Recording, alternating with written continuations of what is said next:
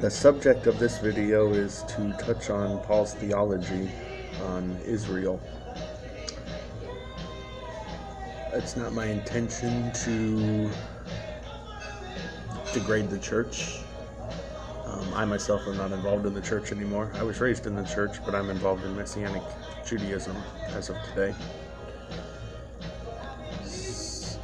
There has been much church doctrine that has been very unbiblical, in my opinion, particularly pertaining to Israel. Church theology has condemned all Jews historically as Christ killers because he was betrayed by his own people, particularly the leadership.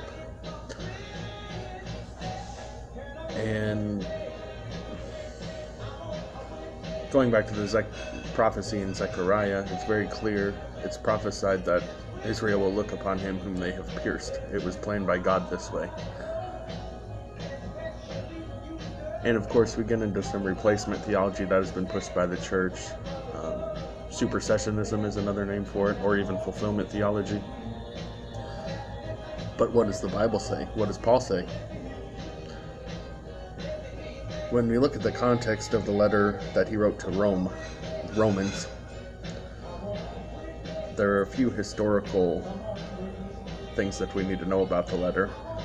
First of all, Paul broke his own rule in writing to a congregation that he did not have authority over, but he saw some very anti-Semitic, anti-Jewish teachings within this congregation that he had to address. It was very important. And a little history to the letter: the Emperor Claudius kicked all the Jews out of Rome. And according to a historian, it was on account of a man named Chrestus, which scholars believe is a misspelling of the word Christ. And when they left Rome, they of course took their Bible with them, the Tanakh, the Hebrew scriptures. So this left the early Christians with no Bible. So this is where some of these beliefs crept in. I mean, when Jews are kicked out of Rome, and you could start to believe that God had condemned them. Now that Roman Emperor Nero, when he came into power, he allowed them back in. So they really had no place to go with fellowship. The Jewish believers didn't anymore because they were looked down upon by the Gentile believers. So Paul addresses this letter, and he speaks specifically in Romans 9:11 about Israel and God's ongoing plan for them. So what does Paul say about Israel? Romans 9:4-5 says, "To them belong the adoption, glory, and the covenants, and the giving of the Torah, the temple service, and the promises. To them belong the patriarchs, and from them, according to the flesh, the Messiah, who is over all, God, blessed forever. Amen." Then in the next chapter, chapter 10, he says, "For I testify about them that they have zeal for God, but not based on knowledge. For being ignorant of God's righteousness and seeking to establish their own, they did not submit themselves to the righteousness of God, for the Messiah is the goal of the Torah as a means of righteousness for everyone who keeps testing." The Greek actually says goal. Most modern Christian translations will say end, and this just gets into that replacement theology. The Greek word can mean end, so they translate it that way because it goes along with their theology. But the Greek word telos means end as in goal. It's an end you should be aiming for, not end as in cancellation. He did not come to abolish the Torah in any way, shape, or form. He came to establish it, to teach it correctly. And then in the very next chapter in Romans 11, we hear he says, "God has not rejected his people." Has he? May it never be. For I too am an Israelite, of the seed of Abraham, of the tribe of Benjamin. God has not rejected his people whom he knew beforehand. He knew them. He foreknew them.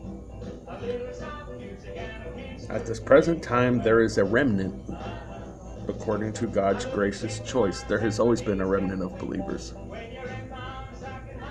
Most of the nation during the time of Ezekiel, Jeremiah,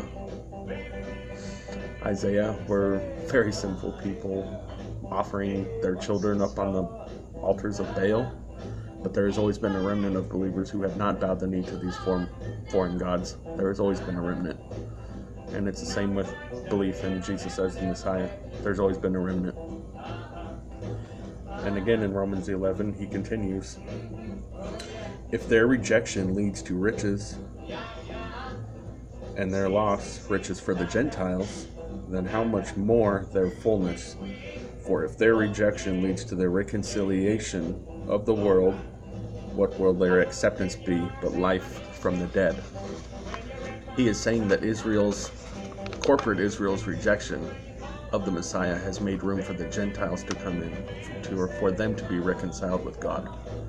And after this has been fulfilled, the gospel will go back to Israel, and they will accept it.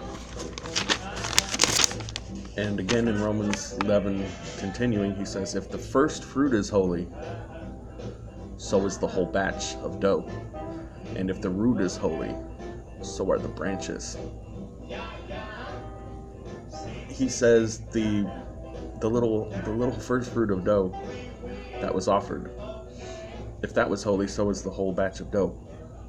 So he's saying this remnant that believes in Jesus is holy, so in a way it makes a sort of righteous atonement for the ones who do not believe at that present time, which would probably be making me called a heretic in Christian circles, because we have this belief that if you don't believe in Jesus, you go to hell when you die, which of course the heaven and hell theology of evangelical Christianity is not biblical at all. It was really invented. And it's not in the Bible. It's not about going into heaven. Heaven is coming to earth, God's kingdom. And then in Romans 11 he continues, do not boast against the branches, but if you do boast, it is not you who support the root, but the root supports you. Do not be arrogant. And again, my intention is not to degrade the church in any way. The church has done some very good things, but they have also done some very evil things. And quite honestly, the church as a whole has not heeded Paul's warning to not be arrogant, to not be boastful. And they have also not heeded his warning that if he didn't have mercy on the natural branches, he will certainly not have mercy on you. And he continues in Romans 11, and they also, if they do not continue in their unbelief, will be grafted in again. For if you were cut out of that which by nature is a wild olive tree, and grafted contrary to nature into a cultivated olive tree, how much more will these natural branches be grafted into their own olive tree?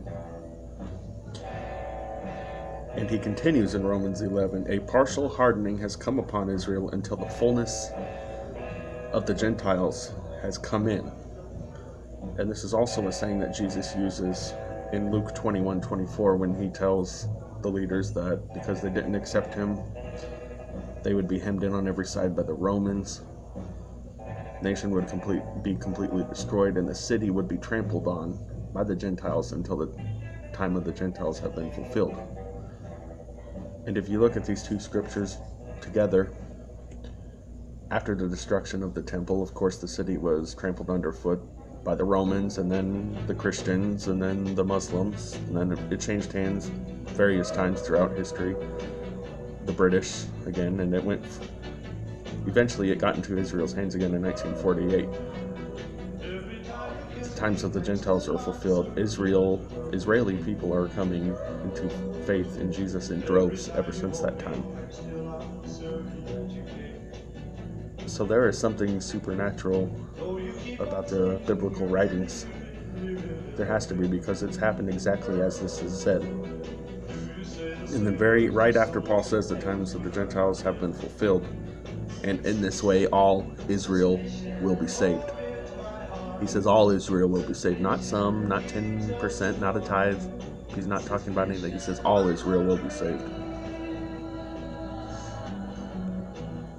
And lastly, he says, concerning the good news, they are hostile for your sake. But concerning chosenness, they are loved on account of the fathers, for the gift and calling of God are irrevocable. He cannot unknow these people that he foreknew before the creation of the world. His gifts and his calling are irrevocable. If it's established at one point, it doesn't change. Nothing changes it.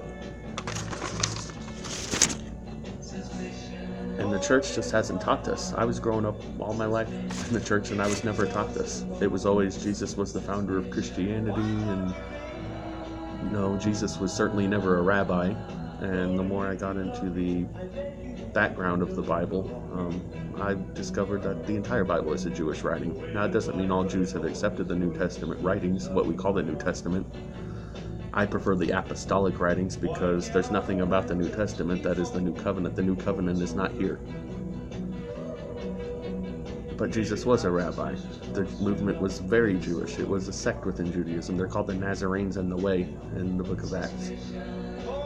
And even today in Israel, the word Christian, of course, comes from a Greek. When they refer to Christians in Israel, they call them Notzrim, which is the Hebrew form of Nazarene. But we have to get back to this. There have been a lot of evils done in the world against the Jews in the name of Jesus, in the name of another Jew. It's ridiculous. It does not make sense. And the Catholic Church and Jewish people are working very closely together.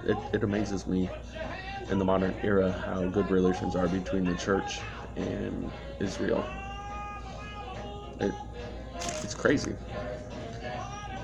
But we need to get rid of replacement theology. It is dangerous, it is toxic, and it is very false. And it has led to things, the pogroms, the Inquisitions, kicking Jews out of Spain, and even such things as the Holocaust and Auschwitz.